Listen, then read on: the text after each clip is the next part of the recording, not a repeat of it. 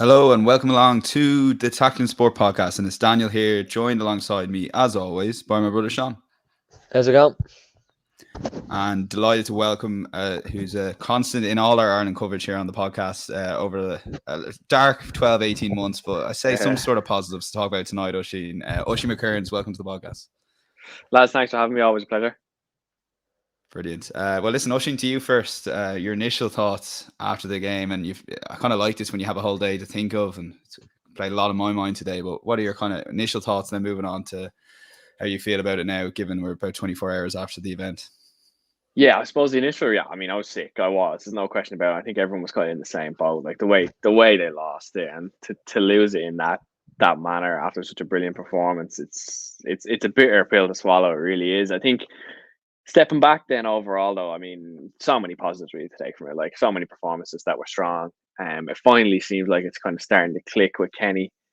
It wasn't your atypical Ireland against a big nation performance. It didn't seem like. Now I know Ireland's backs were against the wall for a lot of the game, but especially in the first half, it was great to see that there was an actual plan when we got on the ball, and there was actual intent to counter attack. There was actual intent to take it to Portugal, as opposed to kind of just sitting back 11 men behind the ball and hoping and praying that we cause a mistake in the opposition's defense, or I know we did score from a set piece, but it was worked, that kind of way. It was intentional more so than a kind of a hopeful ball up to Shane Duffy for 1-0 and then kind of hope and pray and hold on. So I think there's so many positive takes from it. Like I think in the first half, Ireland were definitely good money for the lead, to be fair. And on the second half, then naturally you're going to become more pragmatic, I think, given the fact that you're one up against such a good team. And I think it was always going to be the case that Portugal were going to have a lot more possession than Ireland. But I thought when Ireland did get in possession, they used it well,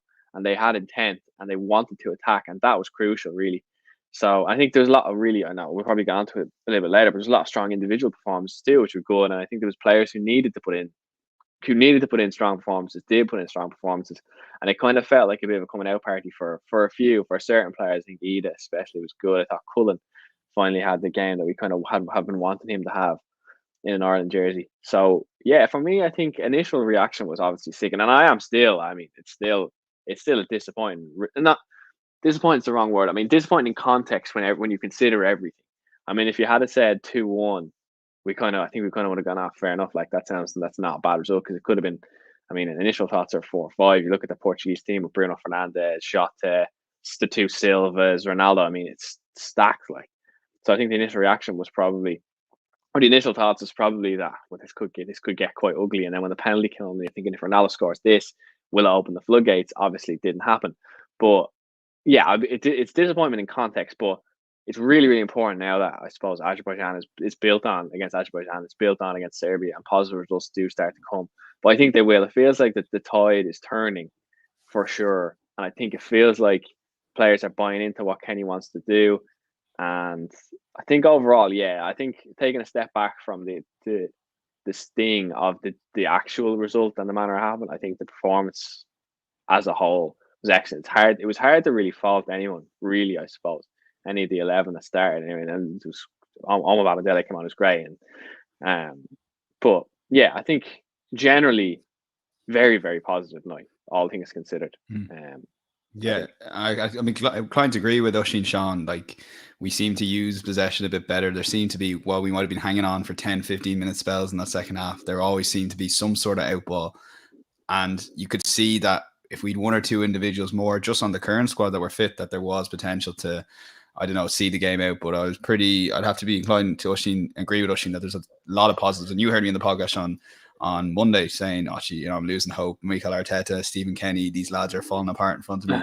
But it seems Stephen Kenny's already, even despite it being a defeat, there were just so many positives to take and individual performances, like Oisin says. Yeah, and I think they're probably needed to be going into having 2 games in front of fans at the Aviva Stadium in the week. Now, whatever happened on last night, I think we need to get 6 points from those 2 games. I think that's the bare minimum. I would be inclined to agree with you. I thought it was a brilliant performance. I think in the main, the only thing lacking was probably, like you said, a couple of players off the bench, and that could even be, a Shane Long who's got COVID, or Callum Robinson who's got COVID. I was thinking just earlier how with Robinson's form at the start of the season and maybe almost a like for like replacement with Aaron Connolly, we could have caused him just a little bit more threat. And I think we were unlucky with the subs. I think it was clear that Kenny wanted to bring on subs a couple of minutes earlier, and I did think we were crying out for a little bit of fresh legs in midfield for that couple of minutes before the first goal. And now I know it's all great in hindsight, but you really did feel like we were just getting deeper and deeper, and Portugal's goal was inevitable. I mean, they did miss some clear-cut chances. I mean, Bernardo Silva blazed over from about 2 yards, and there was other chances, and the writing was on the wall. But it definitely feels like a lot of positives to take from that, and certainly for Stephen Kenny, I think he'll cling on to any after what has been a really poor start to his tenure. But it hopefully does feel like it's on the up, and whatever about Kenny, he still hasn't had the rapturous home fans yet that he really would have so desperately wanted. I mean, at a vast scale. So I think Saturday's going to be very interesting in that regard, and hopefully the players can take a lot from that result and from more so the performance, because let's be clear, as Oisin said, you look at the quality in that Portuguese side and it's littered everywhere, and I felt I had to remind myself that Adam Ida was up against Pepe and Diaz. I mean, Diaz is supposed to be the heir to Van Dijk's throne, and you got Pepe, who is so experienced and he was just brilliant up front. I mean, the way he held the ball up, the way he created chances, and I think he was the one who put in that cross for Aaron Connolly's chance that John Egan headed down. So I mean, he really did have a brilliant night, and I suppose the only thing missing was that positive result to take from it. But it was a really, really strong performance, and hopefully one that could kickstart the Kenny year. And the horse bolted, if you like, against Andorra, getting the first win. That feels like the first proper strong performance, and it just needs to click against Azerbaijan on Saturday. Yeah, we'll cover the referee, I think, now and get it over and done with. Like I was so pissed off during the game. The little fellas were getting to me. I think when you support, like, we obviously support English Premier League teams, but I think Ireland's different, and I've got to remember that I get so into it that I'd probably let that cloud my judgment slightly. On reflection, there was a VAR decision with the 5 minutes added on, so as pissed off as I was about it, you can disagree with me now, feel free, but I'm going to let that go. And referees do smile when you're given the yellow card, the Almighty Dean. I don't know why, but they do. The big issue I have anyway, and you can come in on any of these decisions if you want, is the Aaron Connolly penalty. That, and in fairness, I was watching with Sean. I wasn't 100% sure at the time. There's one angle that Virgin Media showed, and he's getting absolutely clattered in the back before he even kicks the ball. So it's a stonewall penalty and potentially red card as well. Yeah, I thought, to be fair, there was a few that I didn't think it was a penalty in the first place. I didn't think Hendrick's challenge was a penalty. I know it was of our own making, but that a bit of a side note. But I don't think that's I like that. I don't like that. Sorry, I don't mind that. If Ireland play like this is going to happen. Teams who play like this, it happens. Like, people get caught in possession. It doesn't always go right. I don't think it's never a reason to stop doing it. I think keep going, even though it sometimes doesn't work. How many times do you have to look? You shouldn't spend 5-6 minutes on it unless you're sure. Do you know what I mean? Like, if it's contentious, definitely. So yeah, I think you have to be sure to give something like that. Clearly, the referee wasn't sure. He spent so much time looking at his monitor. If he was sure, it would have been 1 minute on the monitor. Okay, fair enough. He looked at it from every single angle. Eventually, didn't overturn it. Still gave it. So that was a bit worrying. I thought Hendrick got the ball. Whatever. The Ronaldo raising his hand to Darryl Shea thing, I think that's another one where the ref surely looks at that. VAR surely looks at that.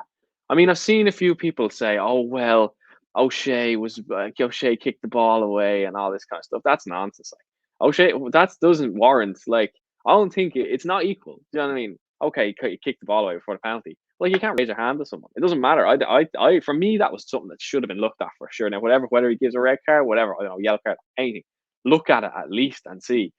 Yeah, the Connolly one. Initially I thought no. When I've seen it first, I didn't think so. I thought, yeah, I mean, now you see that the worrying thing with Connolly is, and again, this is not something that I dislike about Connolly. He goes down easily. He does go down quite easily. he's done it. You've seen it for Brighton a couple of times. I remember actually against United last season, where I think it was he went down a couple of times, 2 or 3 times.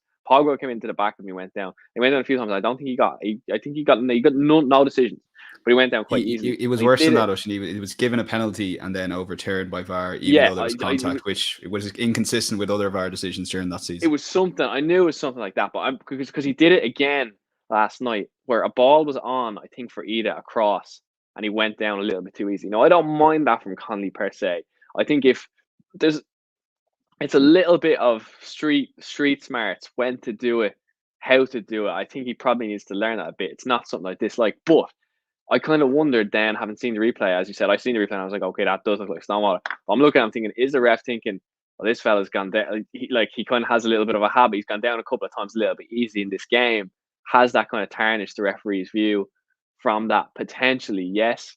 But I did think it was a penalty, definitely. But yeah, I thought the ref was just poor in general, as you said, Daniel. Like a lot just niggly little fouls that were kind of not given. There was a few times where Ida was getting thumped around a little bit and it wasn't given. There was just Doherty kind of went down a couple of times too, and like the ref was a bit funny with it. Go off the pitch. It very much felt like he wanted to be a part of this. It felt like this was Ronaldo's the narrative was this is Ronaldo's night, and the referee thought, yeah, I'll have a bit of this. When the history books are written, I'll be the one who ref that game, or all people will remember. You know what I mean? I was there for that kind of thing. That's what it felt like. It was a bit it was a little bit of referee trying to steal some kind of spotlight type thing. And then he nearly pulled it back when Bazunu saved the penalty too. And it just kind of sitting there thinking, oh, I'm not having this really. So yeah, the yellow card thing where he's kind of laughing, like, didn't piss me off too much. I mean, that's a thing that happens. Like, as you said, it is kind of little unwritten type thing between referees and players, but overall, the ref was he was terrible. I thought he had a very, very poor game.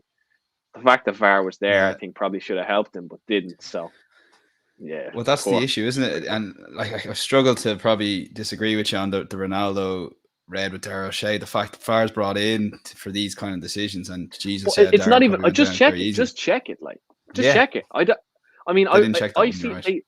They spoke about it on RT. They said like, oh, it's the Portuguese feed, so we've only seen that. We haven't seen it again. They spoke about only seeing it once. I think they showed it once, and then I think they showed it maybe a few minutes later again. But they didn't show it that often. So like the angle that you were kind of getting it, you couldn't really they scrutinized the life out of Jeff Hendrick's tackle to the minute detail. I had the thing like zoomed in. Ronaldo throws a left hand, and they barely even look at it, and you're kind of thinking, where's the consistency there? You know what I mean? I don't care if it takes another 10 minutes. Like, if it all happened in the one thing, like, I just don't understand why you don't look at it. Then they look at it, maybe they scrutinize it. Okay, you see it, and Ronaldo maybe doesn't touch him, raise his hand, whatever, and you kind of go, okay, fair enough, maybe not. But check it at least. Like, it's a huge moment in a massive game. I don't see how you don't check that. And even worse, I thought the Connolly one was checked, so they had a good look at that one, and then they came to the conclusion that there was no clear and obvious error. Yeah, it's Sean. Look, the comments are, a lot of people aren't happy. You know, if Ronaldo could have done anything illegal in that game and he'd still stay on the pitch. It did feel a small bit like that, and for him to score those 2 goals was incredible, obviously. But just on the decisions, do you want to maybe break down what you thought got wrong before we move on and stop being sore losers, I guess? Yeah, I think there is an element to that it was almost like his testimonial, just with all the stuff around the game, and even like, I think, and it obviously worked well for large parts, but I do think Ireland almost poked the bear a little bit. You know, there's a couple of incidents where Seamus Coleman was kind of implying to Ronaldo maybe that he was going down easily, and you know, there's a couple of times during that game that happened, and then when you've someone like Ronaldo's ability, you have to be marking him till the 96th minute, as it turned out. But the penalty one, I think the Connolly one is, I think it's just a classic case of, if it's given, it's not overturned, and if it's not given, it probably isn't overturned. Now, it is extremely clumsy from, I know the angle you're talking about, Dan, from behind, and it does look a shoe and penalty. I do agree with Oisin, though. I think Aaron Connolly's got to get away. Can you remember that were we shown that angle live? Were we? I think we were. I think we were shown one of the angles. I think the most bizarre thing about the whole move was that it was Adam Ida who crossed it in. It was John Egan who headed it down. I mean, it was just a bizarre bizarre pattern at play. But I do agree with Oisin. I think Aaron Connolly's got to get away from going down. He went down far too easily for one earlier. And players do get reputations, and players can have that hanging over their head. And there's a couple of incidents where he didn't win a free kick and he was on the ground, and he's got to find a way of dealing with that. But I definitely think, with the decisions, I mean, we definitely didn't get the run of them. We didn't get the rub of the green. And I think to beat a team like Portugal, to get points against Portugal, you've got to get those decisions, those small margins, and we didn't quite get them throughout the game. The referee kind of pandered to the crowd, if you like. I think Doherty was booked for time wasting, which was, probably a little bit harsh. A couple of the other Ireland players were booked. So sometimes you come up against, certainly, I do always think in international football, you very often come up against a referee who just, from a couple of minutes in, that you're not going to get the look from. And I think it was just one of those days we were unlucky to run into Ronaldo, who was, about to break all records, and even with 10 minutes to go, you probably, your money was on him to break it. It's just the way it is, and it is unfortunate for those players who've kind of been let down by the officiating. Now, I don't think Ireland should hand their hat over the fact that we were necessarily robbed. I don't know if I go that far. I don't think it's as clear and obvious mistakes as maybe obviously the Henry handball or other decisions like that. I think on another day you get that penalty, of course you do, for Connolly, but I can see why, because the decision hasn't been overturned. Now, the thing that would annoy me was that they did look at it. You're right, Dan. I think there was 20 or 30 seconds for at least one of the penalty decisions. There was a couple of other incidents. I think there was one from a corner where there was a couple of different penalty checks anyway, but we just didn't get the rub of the green. But I'm not sure I'd go too far to say that we were robbed. I think we just ran out of time slightly and ran out of juice. Yeah, we'll move on from the ref and talk about the game, lads. But the best comment in there, Ben Walsh, ref was a wannabe Mike Dean too. And there's one thing worse than Mike Dean's probably a poor man's Mike Dean, or Slovenian Mike Dean. But Sean, and then maybe you come in, Oisin, and do a bit of back and forth, lads, just about the game. Sean, were you surprised by anything that happened during the game, or what did you see from Stephen Kenny that finally you saw that you hadn't seen in the previous 12, 13 games or whatever it's been? I think, in truth, senior players stepped up. I think that's the main thing. I think he got a performance out of Matt Doherty, who, we all know he had that performance in him from his time at Wolves, to do it at left wing back up against that Portuguese team, having not played an awful lot of games recently. And I think, to be honest, the lack of game time really killed a couple of them. I think Aaron Connolly was most notably. You could see it. He just ran out of gas a couple of times. And I think they're just the small moments. I think, again, with Kenny, I think it's a case of what might have been. I really do think Callum Robinson would have made a difference there, especially in that second half, if he didn't start.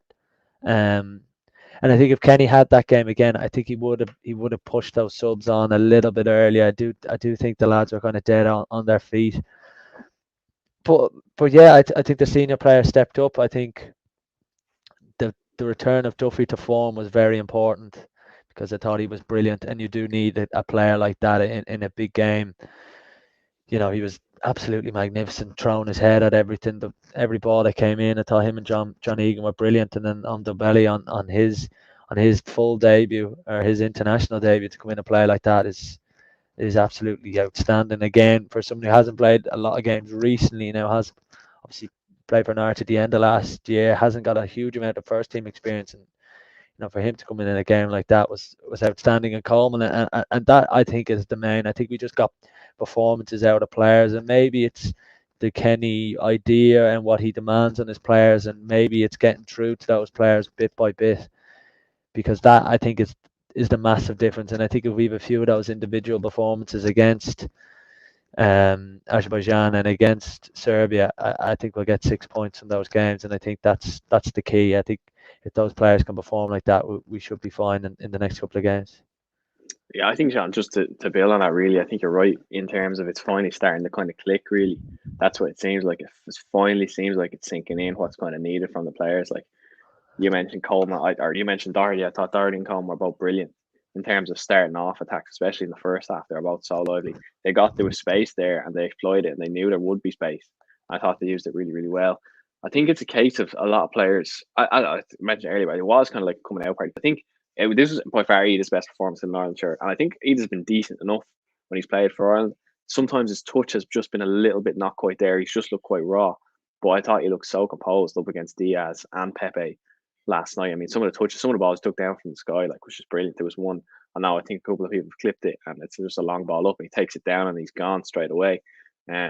So he was excellent. I just think it is a case of that, though. A lot of it is just it's finally starting to, like, it's just coming with experience. The more games they play under Kenny, the more the ideas they kind of starting to actually sink in.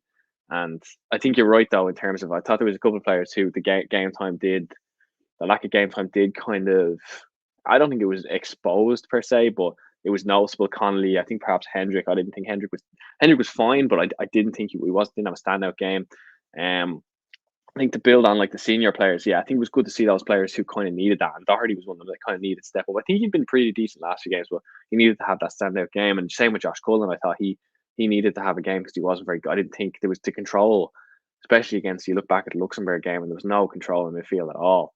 And I thought he was excellent last night. I think he did what he had to do, and he did it well when you consider he was the only real holder up against such an attacking Portuguese side. I thought he done well. He did the simple things really well. And then you got someone like Jamie McGrath, like who I thought was actually, he was very, all things considered, I didn't think this was a game for him when I seen the selection. I was happy to see it because I always like seeing young players or newer. I was like seeing new players, especially a player who's in form, like, and he's playing. I like that. But I kind of thought, will he get space in this game? Will he get the chance to actually do what he does best, which is kind of in that kind of has become in that kind of 10, 8 kind of midfield role. And I thought when he got on the ball, he was really, really effective. And the balls over the top to Ida and Connolly, they weren't overly common, but when they did happen, he executed them brilliantly. So I don't know. I just think it's one of those that seems like it's finally just starting to click, where the younger players are starting to kind of to buy into it. The older players it's starting to turn for them, especially you mentioned Duffy. Duffy was great again, and I think having Duffy back in form is a huge, huge bonus because he can just anchor that whole back line, and he's going to help like someone like Amadele coming in there. When you come in there and you've got Duffy beside you, you've got Egan beside you, like that's obviously he's under so much pressure still, but like that surely will ease your nerves a lot. And like there was a time when I think when Portugal were crossing the ball into the box a lot, and I know it's ironic now because the 2 goals came from Ronaldo's head, but there was a time when it was like 10 minutes to go, about 15 minutes to go, and the balls kept going to the box, and Duffy and Egan and Amadele were just nodding it out, and I was thinking, do this all day. I was like, they'll take this all day, but obviously it didn't happen there. But yeah, to go back to Sean's point, I think it's definitely a case, and it's just that. And now you don't want to say it too prematurely. It could come against Azerbaijan, and it could be an absolute repeat of the Luxembourg game, where it just doesn't. It looks lax. It's a bit slow. Azerbaijan start to build into the game, start to grow in confidence, grab a goal, whatever. But I think last night, if we're going last night as the acid test, I think then it seems as though it's clicking. It seems as though it's finally getting there. And the senior players that needed to step up are stepping up. He's mixed it well with the younger players who seem to be growing in confidence and buying into it also. So hopefully that mix is it's just starting to click, hopefully. But I do think that, when you mentioned the Luxembourg game, and I think it was just one of those classic games where it was in a soulless stadium with no one there. And I do think that there'll be a huge Saturday night against Azerbaijan. There'll just be a different feel because of that performance the other night. And I just think there'll be renewed hope slightly for the Irish fans, and to be honest, for a lot of them to get back to a game and to get back to sport in Ireland. And I do, you always think about when a team's not in form and when they just need to score the first goal, because if Ireland don't score the first goal on Saturday, we're not going to win the game. It's almost like Arsenal at the moment. If Arsenal don't score the first goal, I mean, they're bang in trouble. And I do think that with Ireland, if we get the first goal on Saturday night, I think it'll go a long way to winning the game, particularly. But Oisin's right with a lot of those things, and to be honest, I think the blend of youth and experience there, because we've gone 24 minutes or whatever, and I don't think we've mentioned Gavin Bazunu, who was absolutely outstanding. He's just so comfortable with everything, so calm on the ball, so composed. His distribution at the moment for a 19-year-old goalie, we're playing men's football, it doesn't look like he has a real weakness. which at that age is frightening. And to have the nerve to step up and save the penalty, but the way he came for a couple of corners that he caught cleanly. I mean, we're very fortunate that our Irish goalkeeping, which has historically always been in safe hands. Look at Randolph to Given to people like Packy Bonner. We could well have two outstanding goalkeepers in Caoimhín Kelleher and Gavin Bazunu in the next 6 or 7 years, which is a really exciting prospect for us. But I do think that blend of young players and some of the older guys, and I just think that the players, they just found a way of trying to get a performance in. And Jamie McGrath, I think one of maybe the key reasons he was in the team was for a set piece, and look how that worked out, and Ireland got a brilliant goal from it. But he's definitely someone who can fill a gap that there clearly is there for Ireland in that kind of attacking role. The big thing at the moment for me is what formation does he play on Saturday night, and that's where Kenny has to get it right. I mean, does he play with a five at the back again, which can hopefully get our wing backs further forward up the pitch against Azerbaijan, or does he go with an extra attacking player in there and puts a Troy Parrott in there and plays four at the back? So there's a lot of things for Kenny and his backroom staff to get right, but I do think having the right personnel and the right formation on Saturday is important, because, like I said, that first goal is crucial. Yeah, I think. I suppose. Sorry, yeah, go on. No, go on. sorry. That just one thing on Bazunu. I love the fact that it was his error really for the penalty. I mean, Hendrick probably you could probably put it is Bazunu's error, but I love that it didn't stop him from doing what he did. You know what I mean? It didn't stop him. It didn't result in him getting the ball and just booting it every single time he got it, because it's so easy. Like, if I'm a 19-year-old and I'm in goal and that happens, okay, I said penalty grant. I'm thinking, I'm not having this again. The next time the ball comes to me, I'm just knocking it as long as possible, because I don't want to do that. I don't want to put my defenders or my midfielders under that pressure. I don't want to risk giving a bad ball. But he just kept doing it and doing it and doing it. And that's what you need from a keeper. You need a keeper who is confident. And it's like, it reminds me a little bit of Meslier at Leeds, whereby Meslier he's prone slightly to error in that way, in the sense that he might knock it to someone and the press will come and they'll lose it and like maybe they'll score. But he'll do it every single time. And that's where there's that comparison, I think, between Bazunu and him, in that it does not seem to affect him in the slightest. It does not make a single bit of difference, because the next time he'll do it again and he'll be just as confident in doing it. And I love that about him. And I think, to Sean's point, yeah, I think we really do have one here, and it feels like we really, really do have one in every way. Because I can't spot a weakness either. I mean, I'm so confident whenever I see, like, even when Ronaldo stepped up to take that free kick late in the game, I was kind of like, narrative, whatever. But then you're like, well, Bazunu, you're confident in Bazunu kind of getting to it, because, like, even for the penalty, like, he fills that goal up. Do you know what I mean? He's big, like, in the goal. Like, he looks like you're stepping up. You're thinking, you don't really, in a way, like, it's like Donnarumma. When Donnarumma stood in the goal for the penalty shootout in the Euro 2020, you were looking at him thinking, yeah, he could save all of these. Like, look at him, he's intimidating in a goal. Yeah, Bazunu was a little bit like that too, where I was looking at him and I was thinking, you know what? He actually probably has a chance here. Like, he's pretty. Do you know what I mean? He looks like he belongs. He looks like a keeper, and I think that's always, for me. There's always like an eye test when it comes to a goalkeeper. You have to look like. Do you know what I mean? There's just a look that keeper should have, and he has it. And yeah, I think we really do have one there. Yeah, I just my Twitter followers know I'm a massive Gavin Bazunu fan. I usually pick the wrong players to back and have to constantly back them, but he just doesn't seem to let me down every time. And you kind of stole most of my points there, but the way no matter what he does in the first 10 minutes against Azerbaijan, he'll do the exact same. And it's amazing. All of a sudden, he's our number one goalkeeper.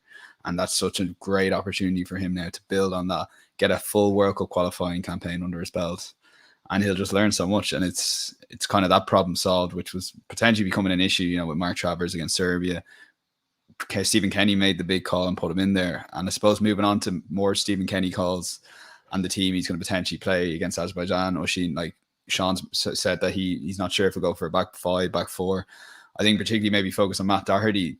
That's probably his best game for Ireland, full stop probably. And the fact we have him left wing back, it's a massive opportunity to keep that going. Definitely. I think even when Stevens comes back, just to keep Doherty there. Definitely keep Doherty there based on last night. I think the only thing though, Doherty, and I think this could come up a little bit more against Azerbaijan, when Doherty was attacking, he's no left. He doesn't have a left foot. He's not left-footed. He wouldn't. He would always come inside and try and stay on that right foot. And you're kind of thinking there was times against Portugal where he was coming up the line. I think just swinging in with your left, just swinging in with your, and he didn't. He kind of cut back and cut inside and try and go that way.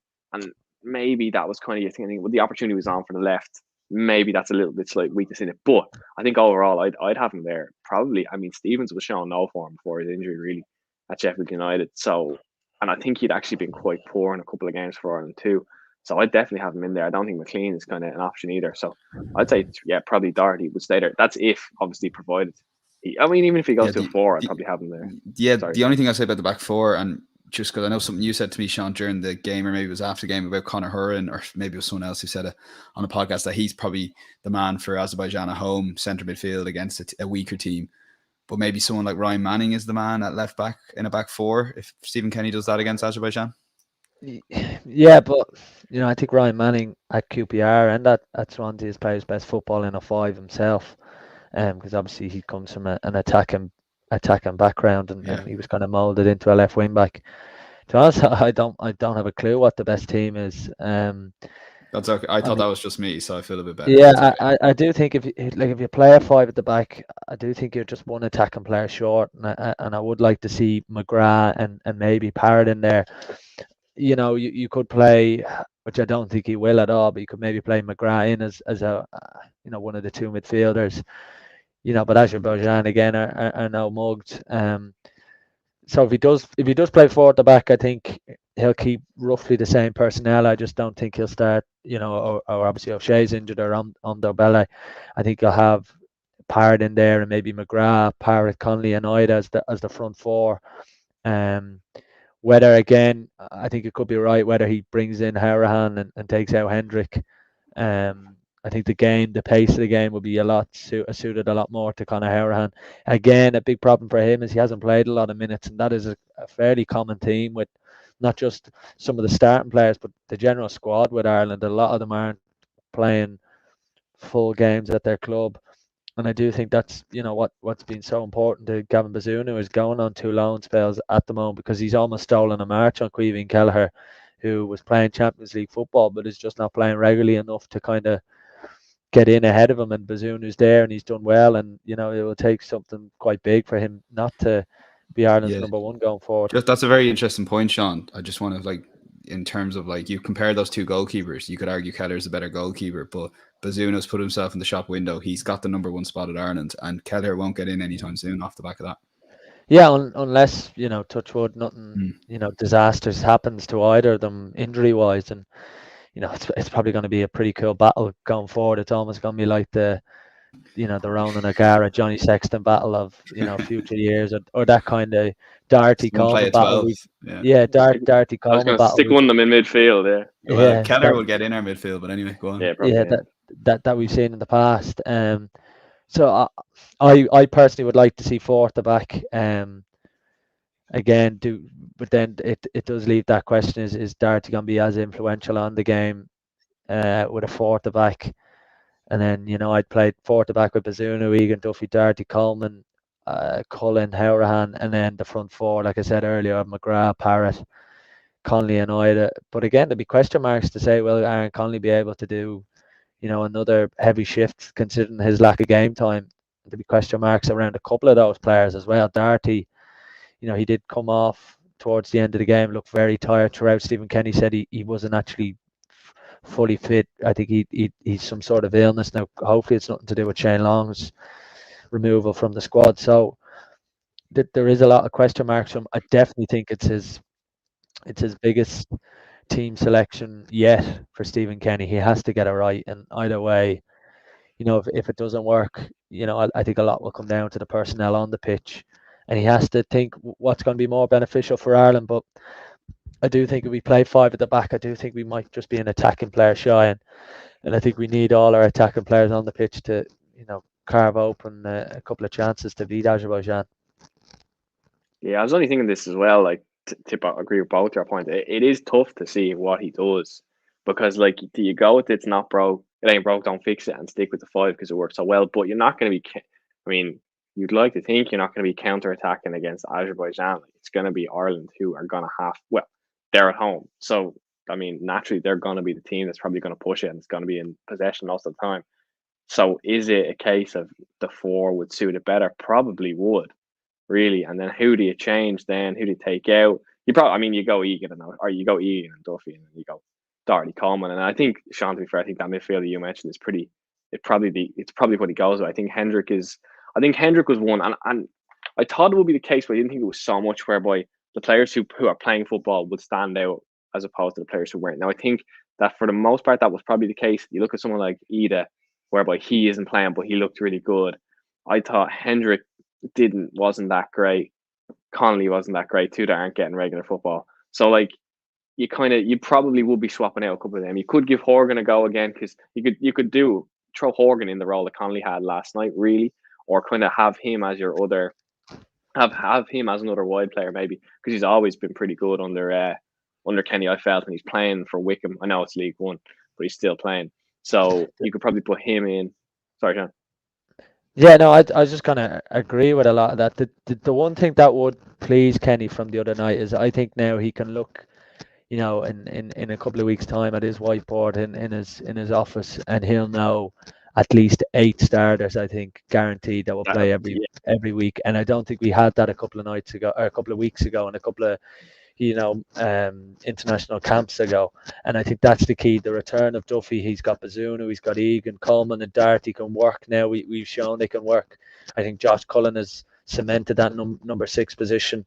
Adam Ida, what he did the other night, he's guaranteed now as Ireland's number 9 for the next while. So that will please him, that he's got, like I said, 7 or 8 players that are guaranteed in his best 11, whether you play 4 at the back or whether you play 5 at the back. And I think, as Oisin was saying there about, you can bring in a couple of players. Can Connolly do his full 90? Do you bring Horgan in? But I think the key thing for him is he's got a settled team now, which we didn't have, because there was racking the changes because of COVID, because of injuries, because of players not playing a lot of first team football.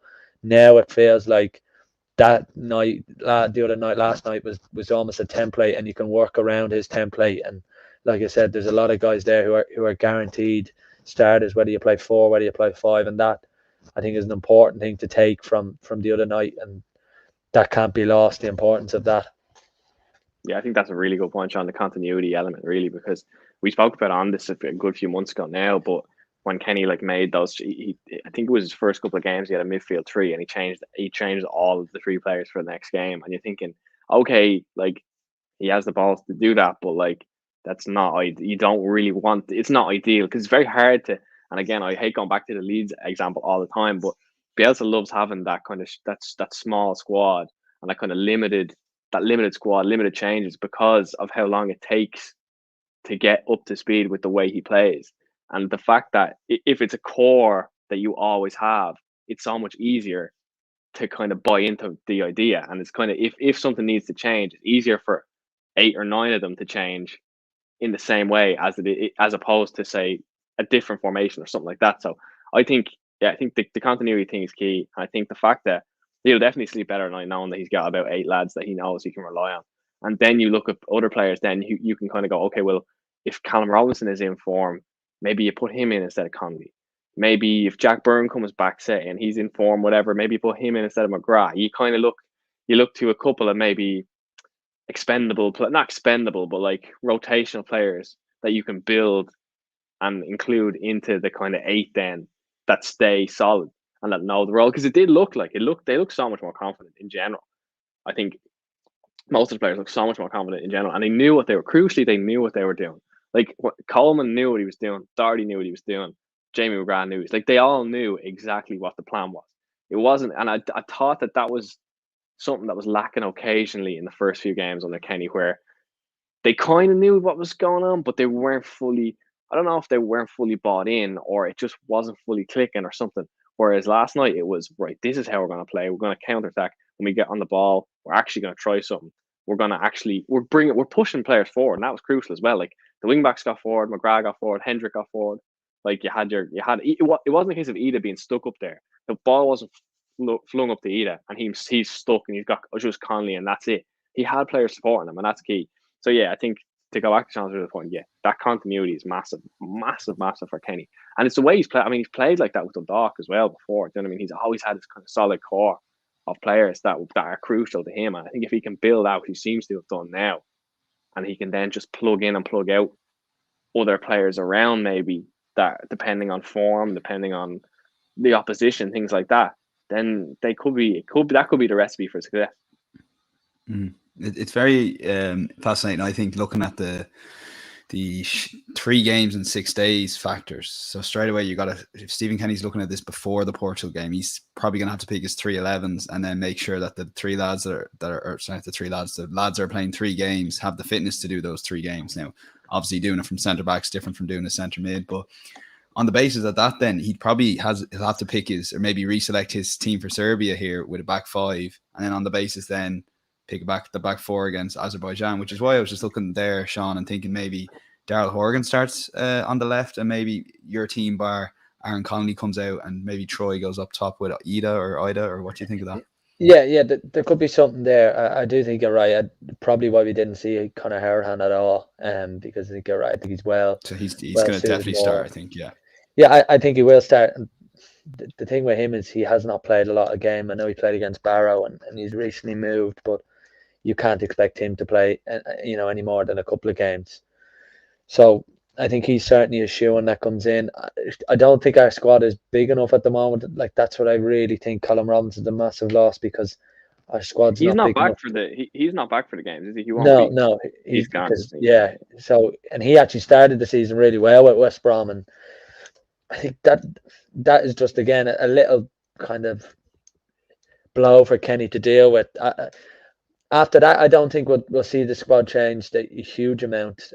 Whether he brings in Darragh Horgan, I don't think he'll change too much there. I think if anything, we'll see Paradin maybe instead of Connolly, and maybe find a way of trying to play a little bit more like that, and maybe play with the wing backs in higher positions, and maybe Connolly and McGrath, or Parrott and McGrath infield a little bit more, and trying to get maybe a little bit of running from deeper in midfield, because we hopefully will have a little bit more protection with 3 at the back. So it's the Azerbaijan game is really going to be interesting, and whatever team he picks, I just hope it's the right one come Saturday evening, and we get a much needed 3 points. But like I said, it's I don't envy the decision he makes now on the team.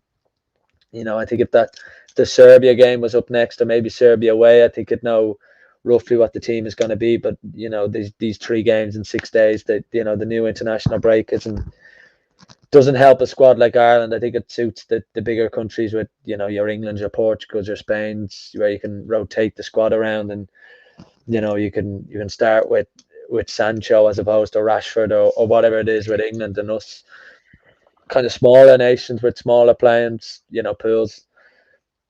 You can't change too much. Yeah, I suppose then onto maybe a final thought. So and what Sean says is probably correct. It's Stephen Kenny's biggest game, this Azerbaijan game, because the Kenny out brigade have been very quiet, in fairness to them.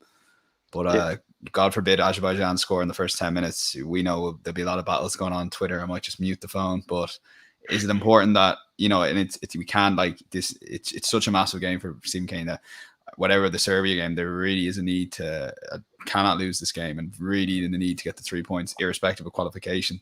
But regardless, and there are enough positives, you reckon, that because we talked before, there was a lot of negativity even amongst ourselves. We weren't 100%. There seems to be a little bit more of a template here now, that we have this template to come up against stronger nations. Let's come up with something now against Azerbaijan to show we can actually play a bit of ball as well, with maybe 60% of the ball. Definitely. I think it's the Portugal one is it's not worth anything unless the Azerbaijan result is good. Really, I mean, I don't think that's a cynical way of looking at it. I think it's probably the realistic way of looking. It's not really, like, if Ireland go and lose 2-0 to Azerbaijan, no one is gonna look back and say, well, at least we played well against Portugal. Do you know what I mean? You still got 0 points. Like, okay, you can play well against Portugal, get 0 points, and go, well, that was a free hit. Let's call it a spade. It was a free hit, really, because like everyone else, they were gonna get beat 3-4-0. So like that was a free hit. This game now, though, this is the one where you build on it. But to be fair, I think their confidence will be high. Like it should be after that game, really. And like the players are like they're championship Premier League players, like they're experienced enough to probably not okay on our day to get our 11 players. We are better than this Azerbaijan. We are better than them. There's just no question about it. Mix that with the confidence that they should have from the Portugal game, the kind of newfound belief in Kenny's ideas.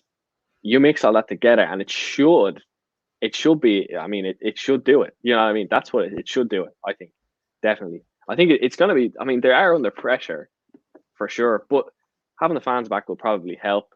Now you see, it could hinder if things start going a little bit south. You know what I mean? If we get to like 60, 70 minutes and it's 0-0 and it's not great, and the fans start kind of getting a little bit shirty, and you're kind of going, "Woo, is this kind of going to turn a little bit and be a bit of a Luxembourg again?" But I don't think that's, again, a bit of a cynical way I look at it. I don't think it'll go like that. But I think Ireland will have enough. They'll be confident in themselves that they should have beaten Portugal. Really, I mean, okay, should have probably the wrong word, but they were very, very close to beating Portugal. They should have got something out of the game. They'll take that confidence into Azerbaijan, and you'd hope that they will be the better side. They will win the game. But again, conversely, Ireland have a good habit of putting it up to bigger teams anyway, and kind of they play better as the underdog. I don't think that's not a Kenny thing or the McCarthy thing or an O'Neill thing. That's just an Ireland thing where they play better as the underdog. So now you're kind of looking at it thinking, well, okay, you can do that. That's great.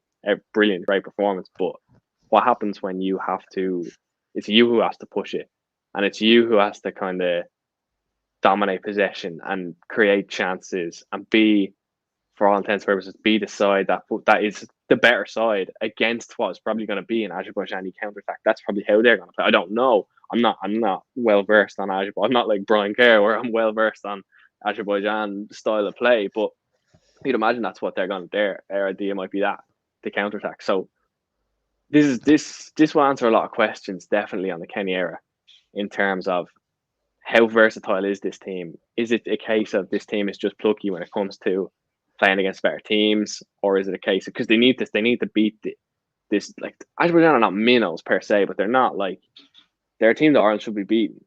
So I think there's pressure on this one definitely, and they have to show that they can beat those teams that are kind of in and around a little bit lesser to them, as well as putting it up to the bigger nations, because that has to link together for any semblance of qualification in the next few years for anything.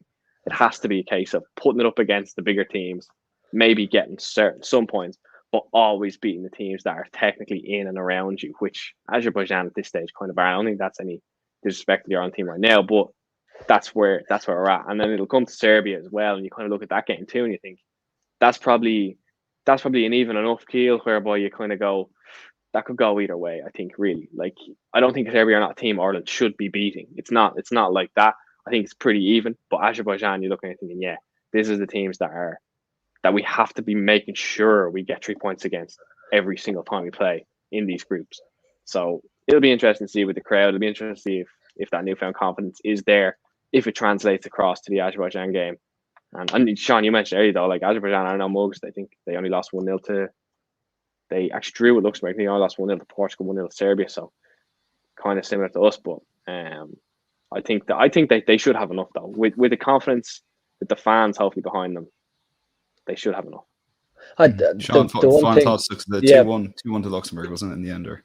Yeah, but before we go, I think it's important to mention some of the senior players, because watching that game, it did felt like, you know, and I've mentioned a few times in this podcast, like, people like Seamus Coleman and James McCarthy and Robbie Brady will always have, you know, that night against Italy, and then they'll always have the Shane Long and Randolph will always have the night against Germany, and these moments are kind of etched in Irish history. Few of those players at the moment have gone and done, I don't want to say nothing in their international career, but they're just, time won't remember them. You know, your Dohertys, your John Egans, who've been unlucky not to get caps in previous times. We all know that. You know, so I just felt like that night could have been a chance for some of those players who haven't had the, you know, maybe the history of some of the other guys to really take that opportunity. So hopefully that is, to the senior players, it's almost like an eye opener that we can get there. We are good enough, and hopefully we can kick on now and get 2 vital wins, which will just ignite something in the Irish fans. And I do think if a positive result against Azerbaijan, and I think we'll beat Serbia at home. Excellent. Really looking forward to that. Lads. Quick prediction and scoreline against Azerbaijan. I think it'd be close enough either way. I think 2-1. I'd like to say 2-0. But I'll say 2-0. Yeah, I'll say 2-0. I'll go 2-0. Very good, Sean. I was going to say 2-0, so I'll go 3-0. Well, I'm going to go 1-0, and I think we get a goal, lads. Park the bus, get the win, and then start playing a bit of football. Pragmatism. And Ded's got a very good point. Portugal beat them 1-0, like you said, but he thinks it could be a 3-0 win. But listen, at Tackling Sports and social media, do keep up to date. And I know, Sean, you're going to the match on Tuesday against Serbia. Tuesday, yeah. I'm looking forward to that. Very good. And yeah, but I'll be watching on the telly then Saturday and Tuesday. But like, it's great having those 3 massive games, and hopefully we can get those 2 wins and kick on from Portugal. But all I have to say is, Oisin, Sean, thanks a million for joining us. Cheers, guys. Thanks. Thanks, Dan. Cheers. Those watching live stream, the podcast will be out in the morning, and we'll chat to you on Monday. Have a great weekend. Enjoy the football.